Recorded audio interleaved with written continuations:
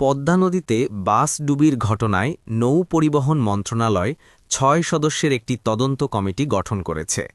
এই কমিটি দুর্ঘটনার কারণ অনুসন্ধান করবে এবং ভবিষ্যতে এ ধরনের দুর্ঘটনা এড়াতে করণীয় সম্পর্কে সুপারিশ প্রদান করবে।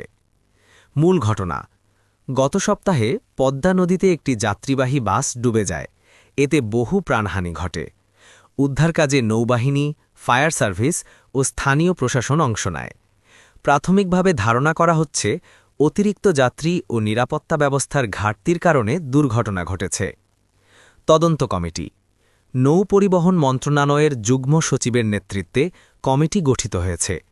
সদস্যদের মধ্যে নৌবাহিনী, পুলিশ, বিআইডব্লিউটিএ এবং পরিবহন বিশেষজ্ঞরা রয়েছেন।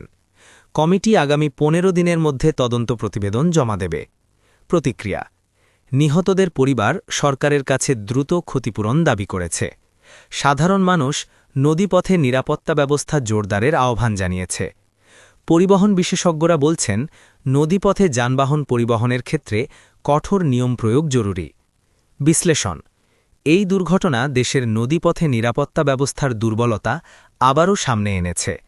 নিয়মিত তদারকি ও আধুনিক প্রযুক্তি ব্যবহার করলে এ ধরনের দুর্ঘটনা কমানো সম্ভব।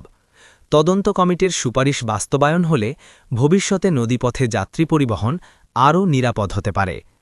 এই তদন্ত প্রতিবেদন দেশের নদীপথে নিরাপত্তা ব্যবস্থার ভবিষ্যৎ নীতি নির্ধারণে গুরুত্বপূর্ণ ভূমিকা রাখবে।